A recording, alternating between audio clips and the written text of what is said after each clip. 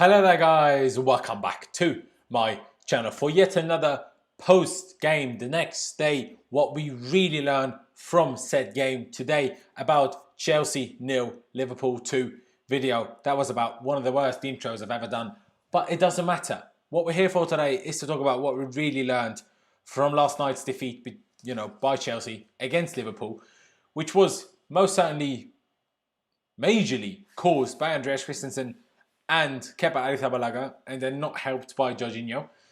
But there's so much else to talk about. There's so much else to talk about. Were Chelsea actually good or bad until Christensen sending off? Did Lampard actually do good yesterday, or did he do really badly yesterday? Is there any hope left for Kepa? When will Edouard Mendy be announced? And so many other talking points. There's so many things to talk about today. But before we get into any of that, let me remind you guys to please subscribe to my channel. That'd be massively appreciated. Everyone that's here right now, whether you're watching it live or whether you're watching it as a video later on, make sure you subscribe to my channel and help me reach 7,000 subscribers and, along the way, 10k subs at the end of the day. And make sure you drop a like as well. That'd be massively appreciated. But what makes today mean so much and why there's so much to talk about today is because there's been such a differing reactions between certain fans and other fans. I myself thought we actually did pretty damn well for the first half until Christensen got sent off and then just got annihilated because the mentality of the team and just being down to 10 men, we couldn't handle it, plus then Kepa's mistake. But then other people thought we were way too defensive, way too negative. We should try more. We should be more on the front foot. And, I think Lampard got it completely wrong and Havertz was in the wrong position and Mount shouldn't be playing games. And some think Kante was our best player. I personally think he was great defensively, but one of our worst players going forward. There's so many differing opinions, and that's what we really need to talk about today, quite frankly. That's what we genuinely, really need to talk about today. And let's just start it off by talking about the main fact. In my opinion, we were good in the first pretty much 45 minutes. There's again a helicopter about to land at the hospital across the street. I do apologize about that if you can't hear it. I can't really do much about it. But I will tell you, as frankly as it is. Oh yeah, bloody hell, the title still says that. Yeah, let me just try and change that. Do appreciate you telling me about that. I don't know why that happened. Should be changed now. Appreciate that, mate. I don't know why that's happening,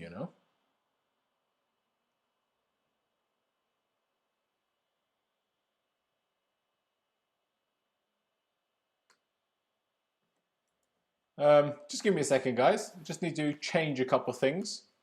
Just 1 second, but I can just keep talking in the meantime. Like I said, I thought we actually did pretty well. I didn't think it was that bad. I thought we had a good system.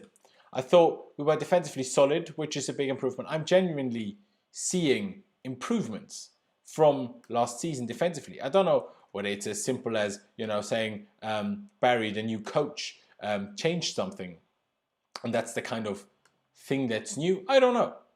I don't know if, we can put it as simply as that, in all honesty. I think that's probably, making it a bit too easy, personally. I think that's probably making it slightly too easy. But at the end of the day, what really matters is the fact that we improved. We did hold our own against Liverpool. Yes, we did that already in a couple of games last season. There's absolutely no denying that we already did that. But I thought there was more structure to it. I thought it was a very similar game plan and structure to the game as when we beat Manchester City at Stamford Bridge late last season. I thought that's just what it was. That was the only, it was the same thing. Yes, we had Giroud down the middle then and Pulisic on the left and a slightly different midfield. But the idea, the system was pretty much exactly the same. No, not just even pretty much. Don't know why I'm on the wrong thing here. It was exactly the same. Whether you have Havertz up front and Werner on the left, or Giroud up front and Pulisic on the left, arguably the first of which I said, the previous, is better. Just that Werner is better at certain things than Pulisic, and Pulisic is better at other things than Werner. But realistically, the system was the same. We were defensively solid. The main target was for the midfield to really try their very, very best to stop everything that's coming down the middle. That was the idea. And to block everything that comes their way. You know, the defenders were meant to be solid and to stop. And then the aim was to play our way through the midfield, use the gaps that Liverpool always leave behind, whether it's on Robertson's side or whether it's on Trent Alexander-Arnold's side. They always leave gaps behind, play our way past their press, and then use those gaps that they're leaving behind. Leeds managed to use them. We were a slight bit more defensive, maybe a little bit too defensive, I will admit. Maybe a tiny bit too defensive. There's nothing you can really argue against that. That maybe was a little bit too defensive. Maybe like just by a meter or two, maybe 2-3 meters up, or something like that. A little bit too defensive. But essentially, at the end of the day, it wasn't all that bad. It really wasn't. The problem was just that whenever Alonso got the ball on the left, every time we actually managed to beat their press, we struggled. And one other thing, okay, I completely understand why. You know, Havertz played up front. You know, we just signed him for what, 80, 90 million. And you want to play him. And you still want Mount in the team if you're Frank Lampard because you need to press. I get it. But realistically, we can't always play out from the back. We shouldn't have been forced to always play out from the back. And if we had Olivier Giroud up front and Werner next to him on the left, things would have been made quite a bit easier. Sorry, I just had to change a couple of things while being live. I do apologise. Now I'm more focused. We could have made things a little bit easier because we wouldn't have always had to play out from the back. You could even argue that second goal, that Kepa mistake doesn't happen if we have Olivier Giroud up front because Kepa just kicks it long quicker because he trusts whoever is up there to like actually control that. Okay, because we had the red card before that and Havertz was the guy there and then he wasn't there anymore. It was even worse. But would he have taken Giroud off had Christensen got the red card? I personally doubt it. I think he probably then would have taken Mason Mount off, in all honesty. I'm not 100% sure, but I think he would have done. And, you know, he probably clears it quicker. The second goal doesn't happen. We maybe still get the penalty. We make it 1-1 from that point. And maybe we still manage to secure a point and take points from Liverpool. Maybe. You never know at the end of the day. But I think that would have been a slight change that I would have preferred from Frank Lampard in hindsight. But it's very, very easy to talk about hindsight. You know, it's so easy to say about, oh, this should have been better, and this should have been better, and that should have been better. Well, it's very easy to say that. The first half worked. You know, yes, we didn't actually have the huge chances, but while Liverpool had more shots and even more on target in the first half, we were closer to huge chances by one moment when Kepa went for a little stroll and then Salah put it round him and Christensen defended really well to stop Firmino. Other than that, we had the more dangerous moment. Personally, I might be slightly biased. Of course, I'm a Chelsea fan, but I thought we were a fair few times only one good pass or one good touch away from having an absolute sitter. And especially for Timo Werner, I'm pretty confident that we score that. Or just one holding of a run that you're not offside and then you can comfortably square it and then you score the goal. So many things to that could have been done so much better, but they just weren't. And then it comes back to a similar problem that we had so many times last season. One mistake or two mistakes, but the main point is individual mistakes. Individual mistakes is what cost us. Christensen was an individual mistake. First, he let Mane run. He reacted too late. Then he went for a rugby tackle when Kepa was arguably there to solve the problem. You know, he probably would have gotten under the ball before Mane would have done. So it would have been calm. And then, of course, Kepa's mistake. And then Jorginho misses the penalty. It's all individual problems rather than the system being wrong. The system was good. Yes, like I said already, maybe a tiny bit too deep. Maybe we should have played a slightly higher line. But you can understand it. You can understand when the opposition's pace is Mane and Salah down the wing. You can understand where you don't play too high. Because one of Liverpool's biggest threats is their pace in behind. And if you stop them from using that, you can stop a lot of their attacking threat. And that's exactly what we did first half. Liverpool had nothing other than when Kepa made a mistake and a couple of shots from distance. That's it. We just stopped them completely. And it was a good performance. I thought it was a good performance tactically. I thought it was a completely an utterly fascinating game tactically, where Liverpool tried their pressing, and then for the last 10 minutes of the first half, they kind of went back. I don't know if they got tired or if they were like, all right, this isn't working. So then we were on the front foot, and then we were on the aggression. We were the aggressing team, and we tried to, pin them down into our half. Yes, you could argue that in the end will cost us because that meant we pushed higher up. So Klopp did a good job telling his team, okay, come back a little bit. let them come at you, and then use the gap in behind, because if we pressure them, they don't leave any gaps in behind, so we can't use that. And at the end of the day, that's how Christensen got the red card and eventually how they won the game. But essentially, we still pressurised them. We still had our moments that we could have done more with in the first half. We get the sending off, come the second half. Personally, I said, go all guns blazing at the start of the second half, and then try to just park the bus and get the 0-0 if we can't score. At the end of the day, we didn't score, but they scored. Poor defending, just for one moment, and Mane is completely unmarked in the middle of the box and heads it in. And then they kept a mistake. And I had already tweeted, even though I kind of took that back, as much as Kepa's mistake is absolutely horrendous, and he will certainly be displaced by Edouard Mendy, who will be announced by Chelsea, I'm pretty confident, this week. He didn't cost us the game. What cost us the game is the sending off. Because what cost us the game is, okay, we did well, then now we have a man send off, the mentality of the team isn't there to keep holding on. It took Liverpool just 5 minutes of the second half to actually break us down. You know what I mean? Being down to 10 men, yeah, maybe it means we can't beat them. But it doesn't necessarily mean that you can't win. Just think about our Champions League semi-final in 2012. We had John Terry sent off in the first half, and we still got a 2-2 draw at the Camp Nou against one of the best Barcelona teams of all time. In the year that Messi scored 91 goals in one calendar year, in Messi's best year ever. We still got a 2-2 with being down to 10 men. So it's possible. But the mentality of that team just isn't that. It just wasn't there. And it was just Alonso spinning like a Beyblade. I made that reference yesterday in a review on Blues Fans TV already. He just spin like a Beyblade. He's still spinning out, but he's just too slow. It's just too slow. And then we suffered from that, and we couldn't quite take advantage of the small little problems that we had at the end of the day. Let me just get to a couple of things that you guys have put into the chat. I was in rage after the game, but you're right. It wasn't too bad. Individual errors cost us, not an overall team debacle. I completely agree. And, you need to think about two things as well. First of all, let's not ignore that we have many injuries. Pulisic, not fit. Hakim Ziyech, not fit. Ben Chilwell, not fit. All three of those are starters. Imagine if Liverpool didn't have Mane, Salah and Van Dijk. That's pretty much our equivalent to those three players. Would anyone be surprised if they lose a game if they have arguably their three most important players injured? No one would be surprised at that. But that's what we have. Plus, I didn't mention Thiago Silva. Plus, for example, Trent Alexander-Arnold, which is our Ben Chilwell. Not quite that level, but of importance, yes. And that's the difference. That's the big difference. Yeah, you could say maybe Mount should have been taken off, but Havertz was shattered. Havertz was shattered after the first half. He struggled as that false 9. And I believe that he should be played as a number 10 until he finds his feet in the Prem. Don't play him in different positions. Once he has found his feet, once he's comfortable, then you can play him wherever you want, Frank, and wherever he thinks suits best in said game. But to start with, give him time and let the guy play. Let the guy learn the situation in the Premier League. And then we can go from there. Play him as a number 10. But that's not what happened yesterday. It was a proper 4-3-3 and the midfield was good. Jorginho was good. Kovacic was good. Kante was brilliant defensively. Kante ruined a bit too many situations going forward. Jorginho ruined it by not scoring the penalty. But essentially, it was good. It worked. Just the front three weren't quite aligned enough. Havertz still coming in, even though he showed bright sparks.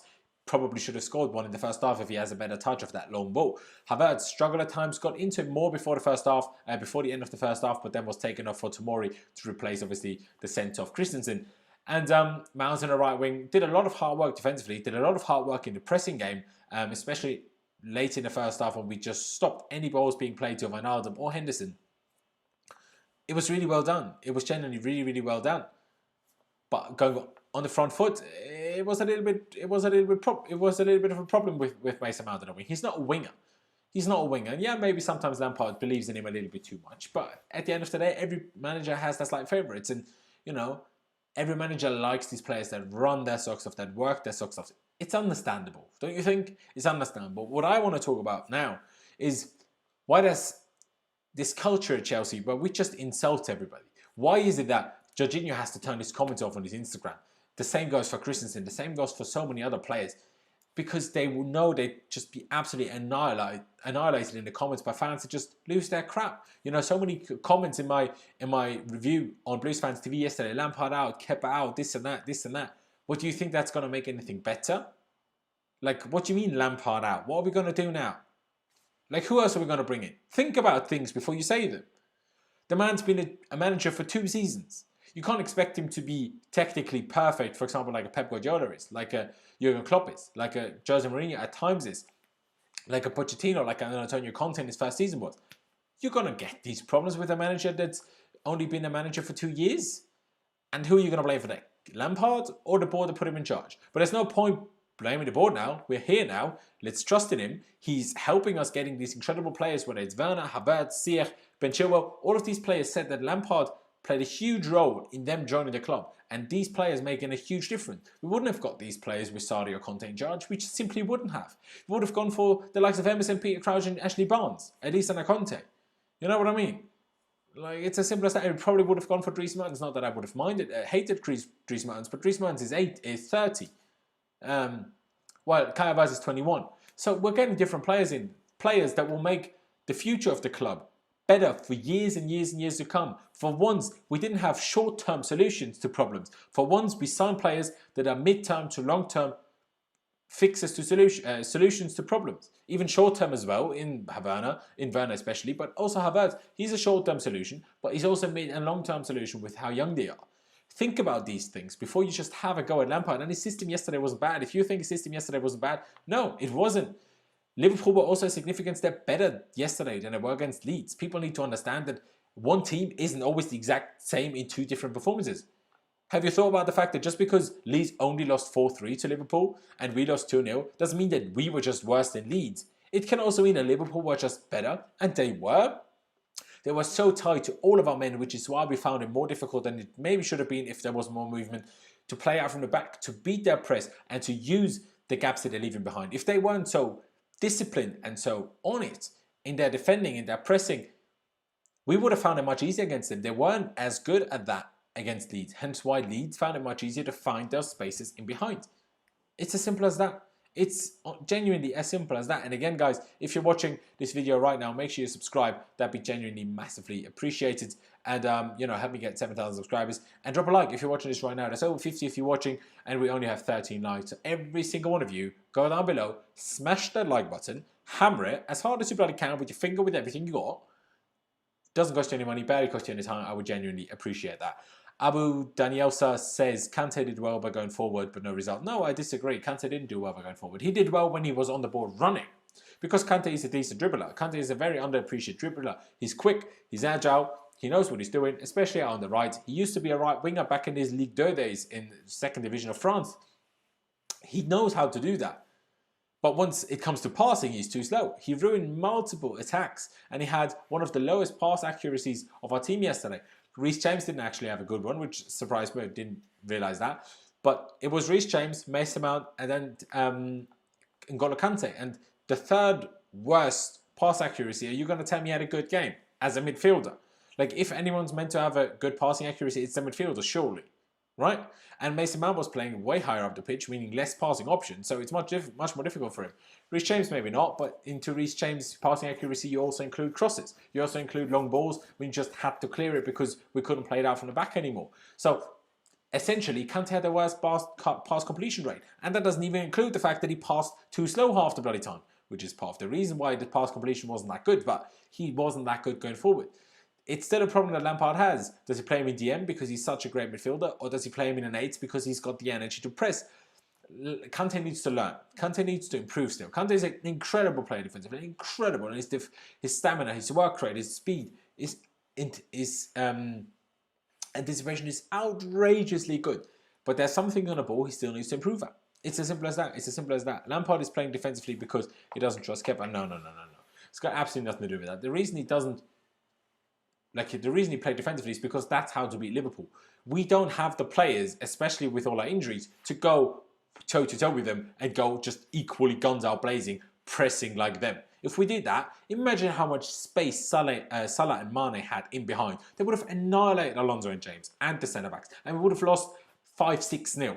Maybe 5-6, 2 or 3. But we would have lost regardless. Maybe we would have looked better, you could argue. But yesterday we only lost because of individual mistakes, not because of a problem in the system. And, maybe some problems, for example, Christensen's red card, maybe that happened because he didn't trust Kepa. Maybe that's a point, because he didn't trust Kepa was coming out for that. Maybe. But that's a simple excuse. The simple fact is that Christensen made an error. And if Christensen made an error, he should make up for that. And let's hope Thiago Silva is fit for at least West Brom next weekend, whether he plays against Barnsley on Wednesday or not. Doesn't really make that much of a difference, frankly. It would be good for match fitness, but what matters is that he plays against West Brom, even if it will probably be too soon for the likes of Ziyech and Ben Chilwell. There is a chance Pulisic might be fit for West Brom, which already will be an improvement. But, you know, Thiago Silva certainly looks like surely he has to be fit. I don't even understand why he got a break after the Champions League as it is. I mean, the Ligue 1, the French league, stopped. You know, rather than having a restart like the Premier League, they stopped. They only just started pre-season in July again. So you had a break from March to July.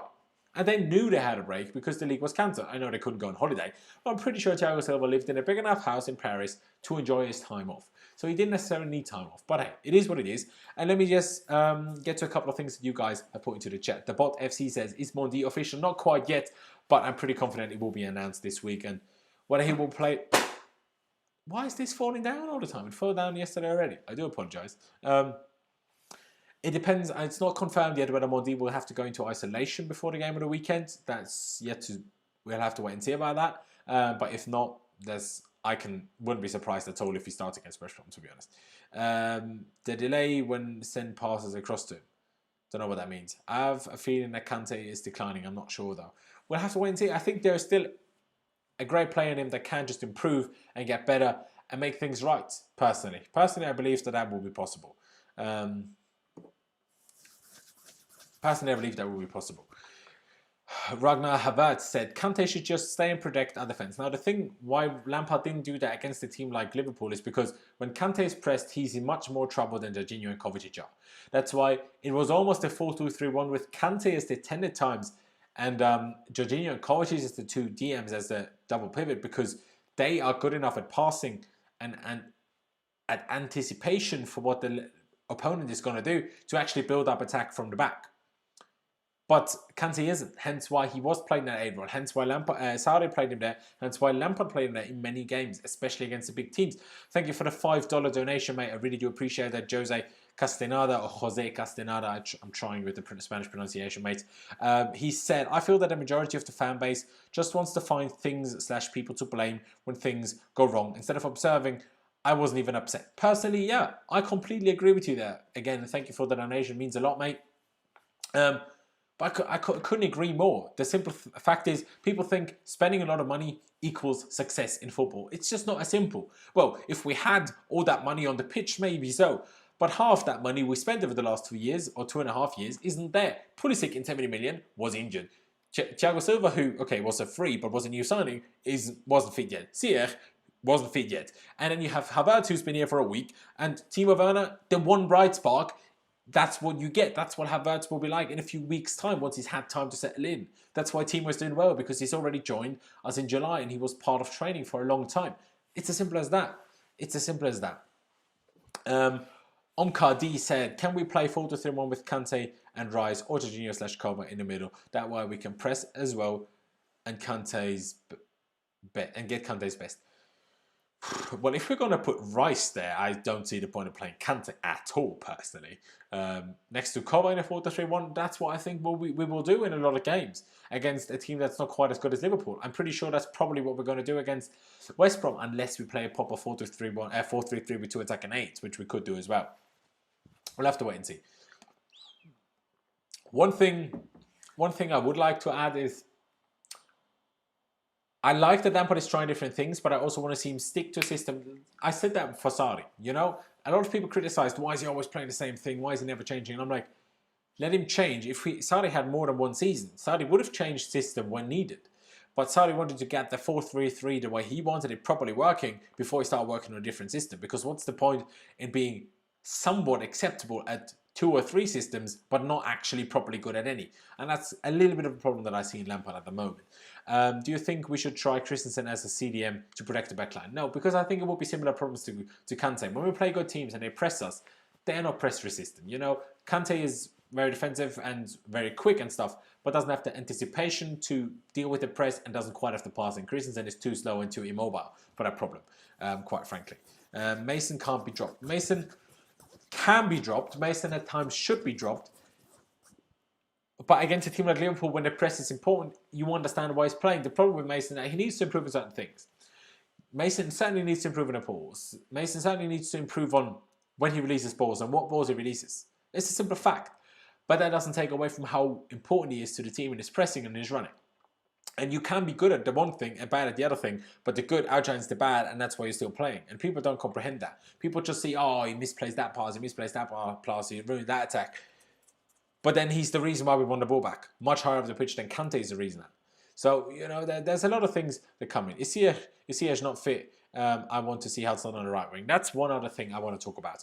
Why on earth is Hudson-Odoi not playing? There must be something that's going on at in training. Lampard said in his press conference before the game, he reiterated it. Hudson-Odoi needs to work hard in training, basically. I'm paraphrasing, but essentially that's what he said. Hudson-Odoi needs to work harder. That's it. And that's why he's not playing. He picks his team on merit of what happens in training. And whether he even thinks Hudson-Odoi is a better winger or not, if he doesn't train well enough, you can understand it. You can understand it. Every manager is like that. Whether it was Arsene Wenger, Jose Mourinho, Sir Alex Ferguson, or Pep Guardiola, if someone doesn't train well and they're not given the role in training, unless you're Messi or Ronaldo, you're not going to play. And Hudson-Odoi maybe sometimes needs to understand that he isn't quite Messi or Ronaldo or Neymar or Hazard. These guys can afford not being at 100,000% in training every day. But if you're not one of those, then you can't, and you have to give it your all every time. And seemingly he's not doing that. Otherwise, I have no explanation why he's not playing, because I think he should be playing. Do you agree that Frank is not just good enough? No, I disagree. I disagree completely. Because we have 2 games in. We finished 4th last season. Yeah, okay, we lost the FA Cup final, but I'm still confident we win the FA Cup final if Aspie and Pulisic don't get injured, because we were the better team until that point. And I reckon even Pulisic scores his chance where he pulls his hammy. If he doesn't pull his hammy, so we're probably 2-1 down, 2-1 up at that point, rather than soon after being 2-1 down. Give Lamps time. Give the players time. It's so silly to judge after a game against Brighton that was decent and we got the win, and a game against Liverpool that was good until we had a man sent off. Like the Liverpool were champions last year by 20 points, 34 points ahead of Chelsea. And we were a man down for 45 minutes and people are expecting us to still be good and brilliant. Like, what are people thinking? People need to get their expectations right. We weren't going to beat Liverpool. I thought a draw would be a good result. I was hoping for a draw or a win. But I wouldn't have been surprised at a defeat, even if we were 11 against 11 for the entire 90 minutes. I wouldn't have been surprised at that. And I was never expecting us to win the league this season. You have to be realistic. You have to think about things a bit more. Is Rice really worth 80 million? No, he isn't. But at the end of the day, if we want him, we want him. Ampadu on for Sheffield. Oh, is he? Brilliant, brilliant. I hope he's doing well. To be honest, Odoi is not that good at tracing the ball back against highly offensive Liverpool. That's part of the problem too. And Lampard knew that he was playing Werner on the left. So he needed more of an inside player and a disciplined player and a less offensive player in Mason Mount. So you kind of get it. Blue FT 216. Cheers for the £5 donation. Means a lot, mate. Means a lot. What we really learned, Kai Havertz is not right wing material. He's a cam, play him in the right position. Well, you're not wrong in that case, but Kai Havertz didn't play on the right wing at all yesterday. Let me just get it up for you. That was the lineup yesterday. That was it. Werner on the left, Kai Havertz in the middle as a false 9, and Mount on the right. Yeah, it kind of shifted, and it was kind of a 4-4-2 or 4-1-4-1 kind of at times. But Kai certainly didn't play on the right against Liverpool. He did against Brighton, and that didn't work for him. But against Liverpool, that wasn't the case. But still, I agree with you, mate, that he should be playing as a number 10 until at least he gets settled, because I think that's very, very important. People were expecting us to be prime Barcelona. Yeah, exactly. That's the problem. We won't be prime Barcelona even when everyone's fit and when everyone settles in. But now, how are you expecting us to be that bloody brilliant? Like, just be realistic. Low cross into the middle was gorgeous. Unfortunately, it was Mount and not Pulisic at the end of it. You're not wrong. I mean, it was a little bit too early. I think Havertz could have waited another 5 yards to play that cut back. And then Mount probably would have taken a shot as well, but because he was quite a bit away from goal and had 2 centre-backs covering his side on goal, that's why he squared it to Kante. Probably didn't even see it was Kante until he played it. Probably thought it was James or something. Yeah, of course it is a little bit of a problem at times. There's people who are mad but didn't even watch the match. That's also true. Peter Gigori said, who should partner Thiago Silva, Zuma or Tomori?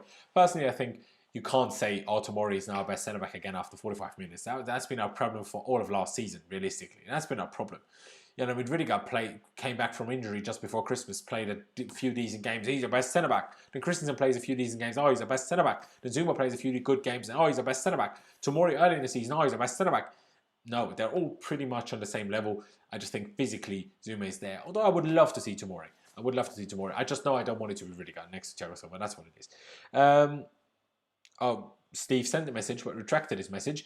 Frag, Lampard said, I'm very happy with the defence finally defending corners with a structure. That is true. I want to point out this positive as well because it's important to mention positives. It's very important.